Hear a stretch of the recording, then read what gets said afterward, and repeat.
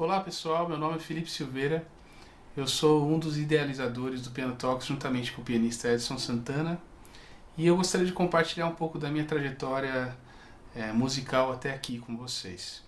Eu tive a sorte de nascer num lar onde a música sempre esteve presente. Meu pai é um músico profissional há mais de 30 anos e minha mãe sempre acompanhou meu pai nos trabalhos também, cantando também. E todo esse cenário com a música sempre me envolveu muito e me estimulou muito a seguir esse caminho como pianista.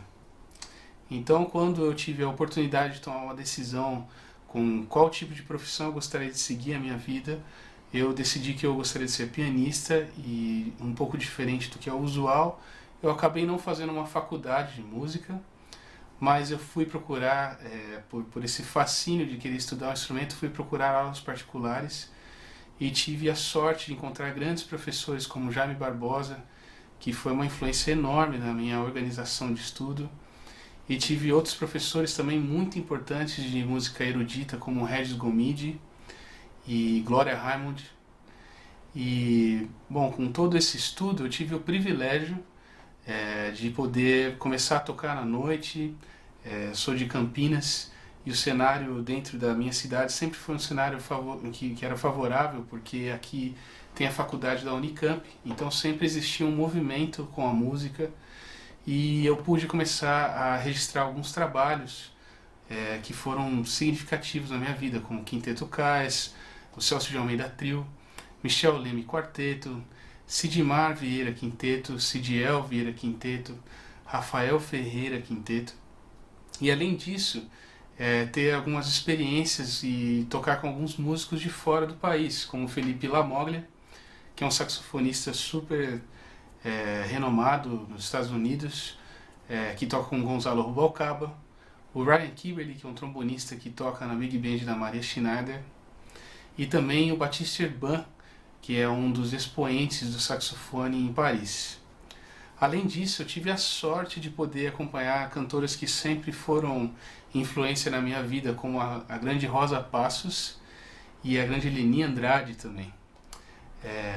E sempre paralelamente a isso, estive engajado na preocupação de trazer ou traduzir as dificuldades que eu encontrava no caminho como pianista e as soluções que eu encontrei nesse meio tempo.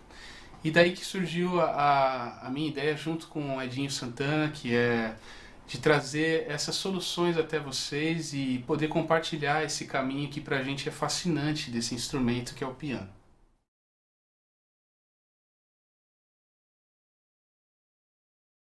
Bom, dando continuidade ao assunto sobre o piano, eu gostaria de falar um pouco agora sobre as dificuldades que tanto eu quanto o Edson encontramos no instrumento do piano. Na minha trajetória como pianista, uma das principais dificuldades que eu encontrei foi como otimizar as regiões dentro do piano em relação às diversas formações que eu tinha de trabalho na noite. Às vezes era uma formação de piano solo, às vezes de duo, de trio, quarteto, e em cada tipo de formação parecia que existiam diversos desafios em relação a como otimizar uma região do grave, por exemplo, no piano solo, e ao mesmo tempo conduzir uma melodia, uma harmonia ao mesmo tempo. Como numa situação de duo, fazer a função de condução de um baixista, mais uma função rítmica de uma cozinha, simplesmente enquanto um outro solista apresentava um tema, como harmonizar em regiões agudas, em regiões graves. Então, isso é uma dificuldade que eu encontrei muito na prática, porque apesar de eu já pegar uma época onde existia a geração da internet, sempre também existiu uma falta de direcionamento dentro desse mar de informação, né? Como se me largassem dentro de uma biblioteca e falassem para eu escolher qualquer livro da biblioteca, mas sem um direcionamento de qual livro ler. Então eu sinto que até hoje isso é uma dificuldade recorrente. A gente tem muita informação, mas pouco direcionamento ou pouca sugestão de caminho de estudo. Então, essa foi uma das principais dificuldades que eu encontrei e que, conversando com o Edson sobre isso, a gente organizou uma sugestão de caminho para vocês.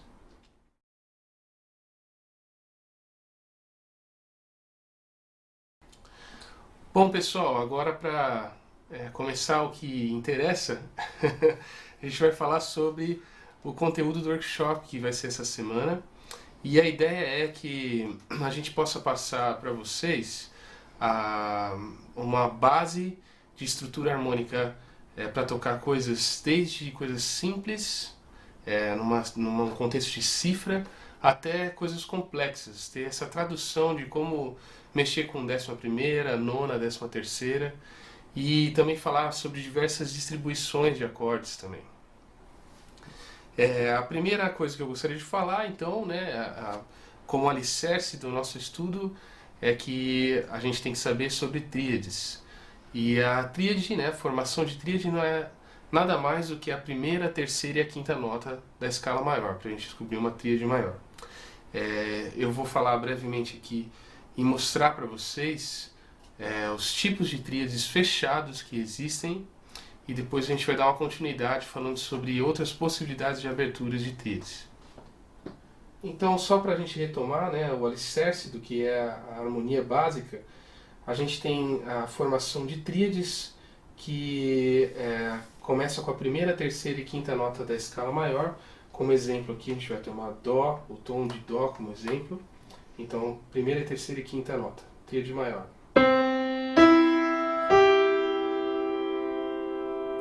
Depois temos a tríade menor,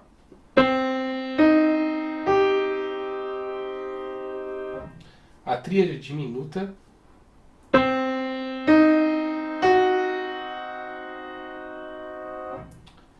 a tríade sus2,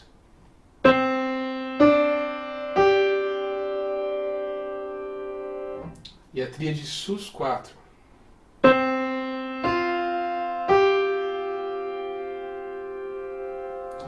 E aí uma coisa interessante para a gente acrescentar é a questão do sus2 e sus4. Na realidade, o acorde sus é toda vez que existe a ausência da terça no acorde. Ou seja, se a gente substitui a terça pelo 2, automaticamente esse acorde se transformou em sus2. Se a gente substituiu a terça pela quarta, esse acorde se transformou em sus4. Diante disso, a gente tem a otimização dessa região do instrumento através das inversões. Então, a gente tem 3 possibilidades de inversão. A primeira posição, que é chamada de posição fundamental, que é a primeira, terceira e quinta.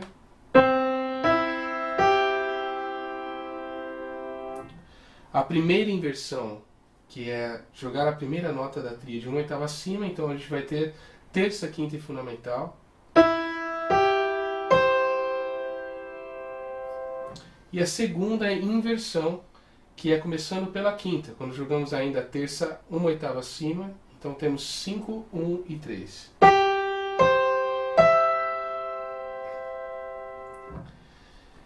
Diante disso, eu não preciso nem dizer que todas as outras qualidades de tríades também possuem as 3 inversões, ou seja, para a gente começar a ter intimidade com a harmonia, é necessário que a gente estude todos os tipos de tríades fechados nas 3 inversões.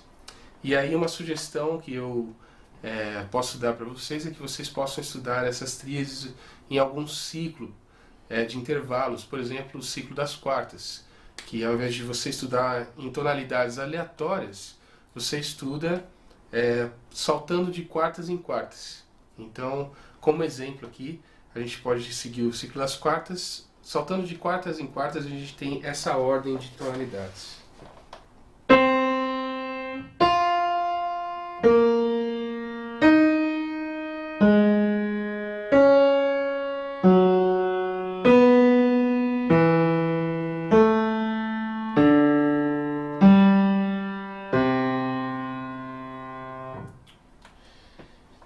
Então, um exercício interessante, além de você estudar Cada tipo de inversão de tríade, separadamente saltando em quartas, por exemplo, o Sol fundamental saltando em quartas, né?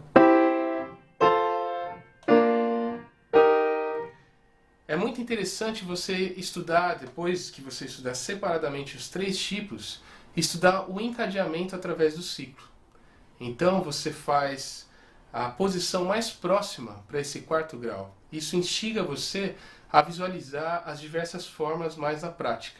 Então eu vou fazer agora, por exemplo, o ciclo de quartas só de tríades maiores através do encadeamento dentro desse salto de quartas. Então, vou fazer só tríades maiores.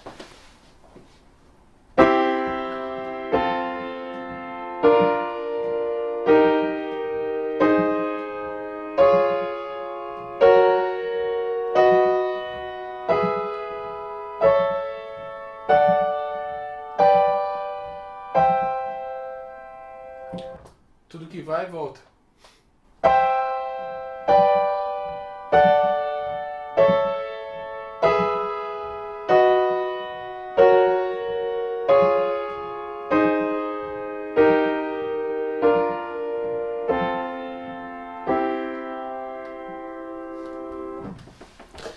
Então isso é uma boa sugestão de exercício para enxergar o uso de tríades fechadas em qualquer tipo de categoria, seja maior, menor, diminuto, que sempre fica de lado, né? O pessoal sempre acha estranho o som do diminuto, mas a gente vai ver ainda que diminuto tem um som precioso dentro da música, então não deixe de lado esses acordes que de início parecem meio estranhos, né? Bom, diante disso, o que a gente tem disponível já são as tríades fechadas. Mas uma questão que eu sempre tive dúvidas assim na minha trajetória musical era como utilizar a região grave do piano e utilizar ainda essa opção triádica, sem ter que complicar muito, sem acrescentar sétima, acrescentar dissonância e tirar um som bonito do grave do piano. E aí uma solução que eu encontrei foi a ferramenta de tríade aberta.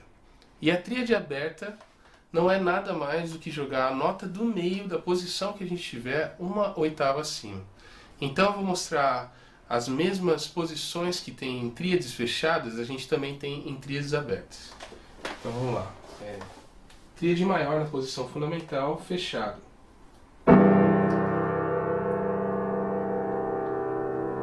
Agora jogando a nota do meio uma oitava acima, a gente tem a tríade da posição fundamental agora aberta.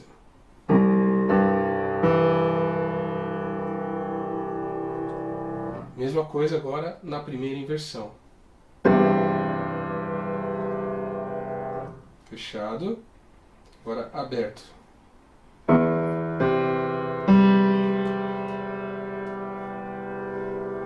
Segunda inversão. Fechado, agora aberto.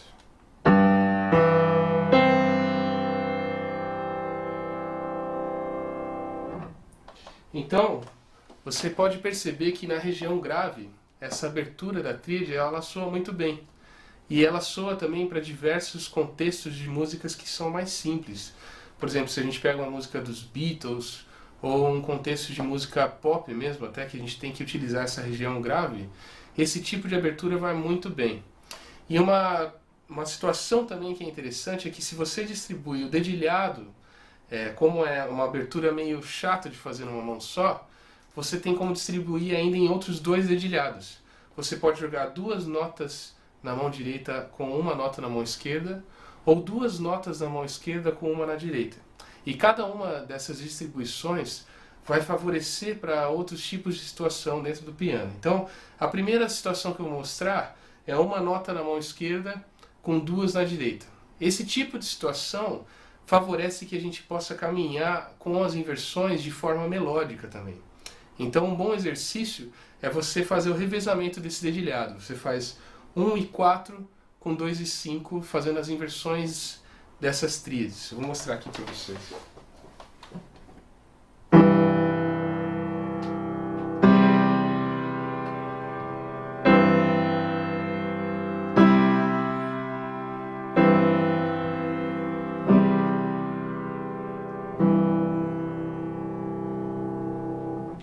Então esse tipo de dedilhado favorece que a gente possa fazer assim as conexões das inversões de uma forma mais legato. A gente não tem separação entre um acorde e outro. Por exemplo.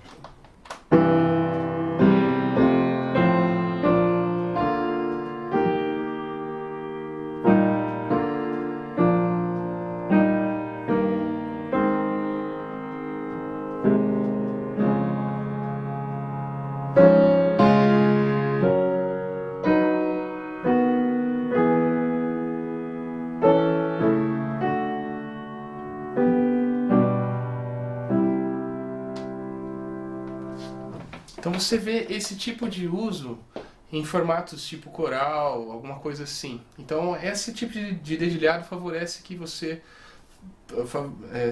te ajuda a pensar dessa forma, né? Uma outra maneira que você também tem como distribuir a tríade aberta é jogar duas notas na mão esquerda e uma nota na mão direita. E essa você tem aí 4 possibilidades de melodia na mão direita ainda sobrando aqui, que você pode dobrar a ponta da nota da mão esquerda. Você também, além disso, pode trazer movimentação de vozes dentro dessa tríade aberta. Por exemplo, você pode movimentar a quinta até a sétima e você pode movimentar a terça até a quinta. Eu vou mostrar esse tipo de situação nas inversões maiores, para vocês terem uma ideia um pouquinho do que eu estou falando.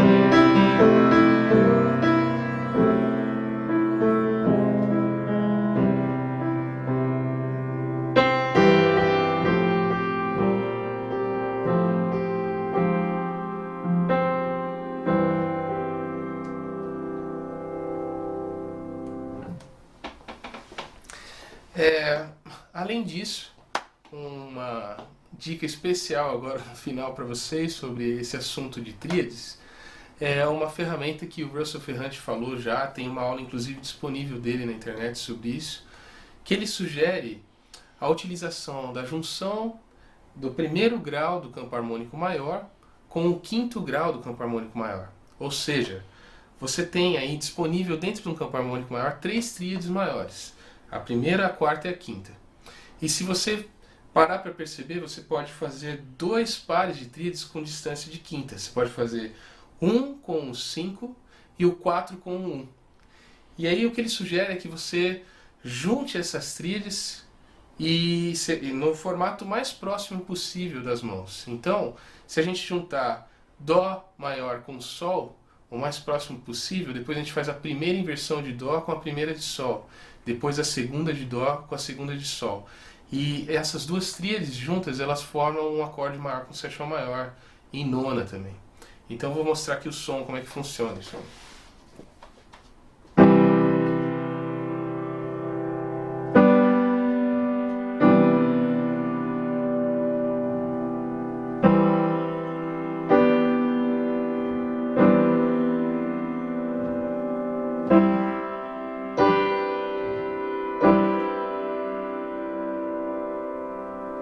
Agora 4 com 1.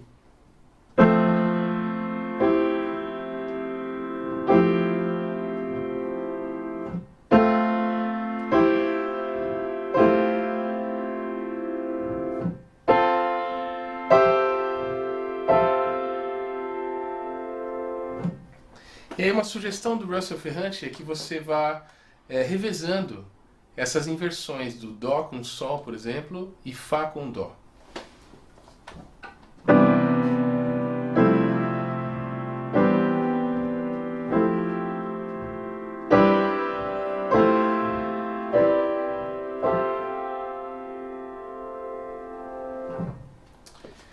E aí uma coisa que eu acabei descobrindo, é que ele não fala na aula, mas pegando esse conceito das tríades abertas, a gente pode pegar a mesma ideia e fazer em tríades abertas, e a gente tem essa sonoridade mais para a região médio grave do piano.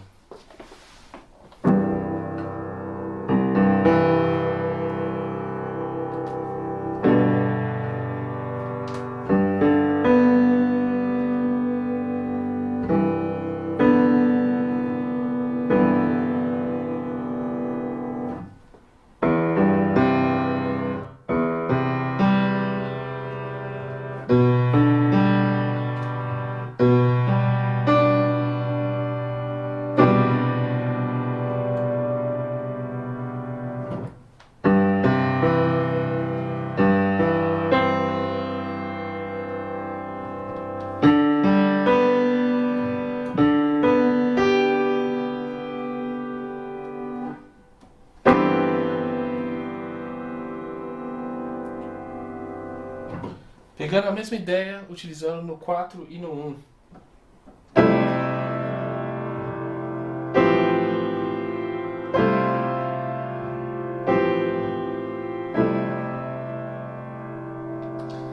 Então, com o revezamento, a gente tem disponível isso aqui, ó.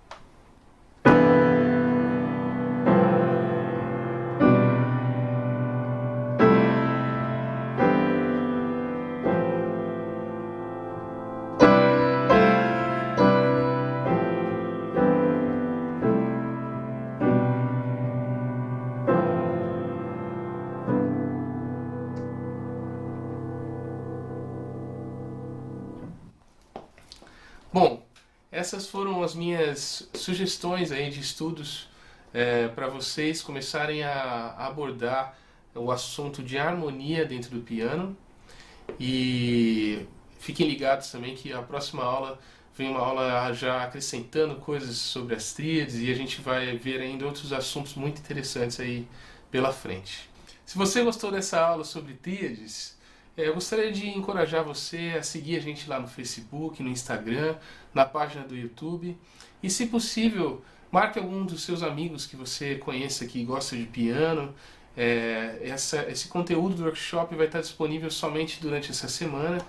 E não perca a próxima aula do professor Edson Santana, que a gente vai dar um passo a mais aí no conteúdo harmônico, ok? Fique ligado!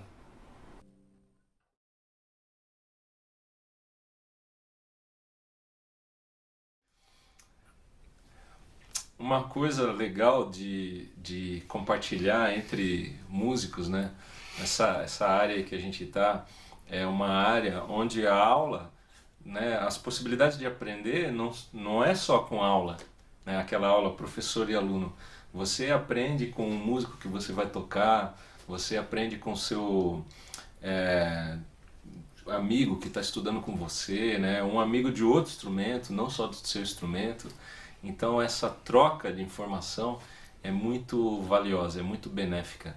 Às vezes você está numa situação onde você vai num gig, num trabalho, e de repente lá o seu colega fala de um disco, ele comenta de uma gravação, de um solo, de uma introdução, enfim, né? E você pode chegar em casa e procurar esse disco, procurar ouvir essa gravação. Então o aprendizado ele é sempre múltiplo, né?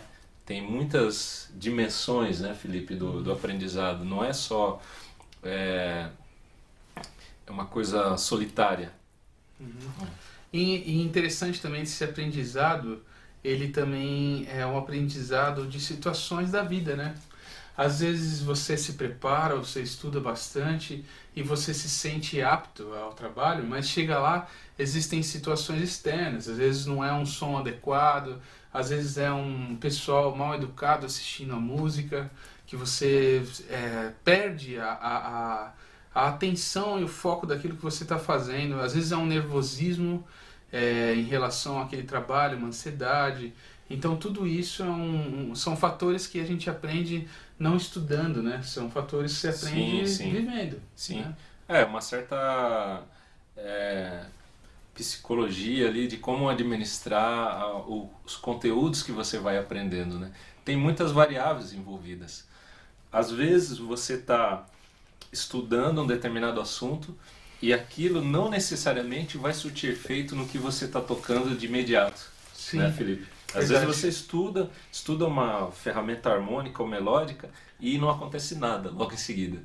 Isso, Uhum. isso também tem a ver também com um negócio que eu acho que é legal, que é o fato de não misturar, ou não querer levar para o momento de criação em conjunto aquilo que você está estudando também em específico também, porque se você também traz e insiste no estudo, no momento de tocar, você está deixando de estar no momento. Você está deixando de ouvir o próximo. Então, às vezes é o que o Edson está falando. Às vezes você está estudando um negócio que você acha que você vai aplicar aquilo tocando logo em seguida e às vezes você toca um período inteiro e você não utilizou aquilo que você estava estudando em Sim, específico. sim.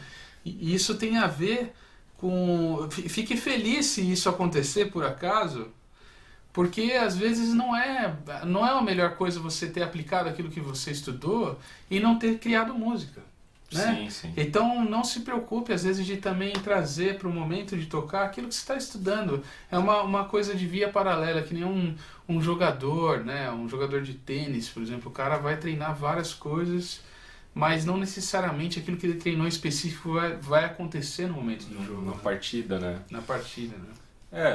Não tem como forçar a barra, né? Você querer entortar o buraco da fechadura lá para caber a ferramenta, né? Então daí não fica natural, né? Na hora de tocar, principalmente mexendo com improvisação, né? A improvisação, ela é a arte do momento, é a arte da composição instantânea, né? Então na improvisação você é mais lucro se você tiver uma atitude totalmente de criança, né, Felipe? Totalmente de descoberta, né? Você não, não pode ficar se julgando ou ficar em alguma, algum pensamento qualitativo do que você fez, se você está aplicando isso ou não, se está tendo algum progresso. A improvisação é um campo para você desbravar rumo ao desconhecido, na verdade, né? Então, quanto mais você busca aí aquela inocência de ver as coisas pela primeira vez e, né, estar naquele momento como se você estivesse na primeira vez, né, que é o que realmente está acontecendo de fato, mais você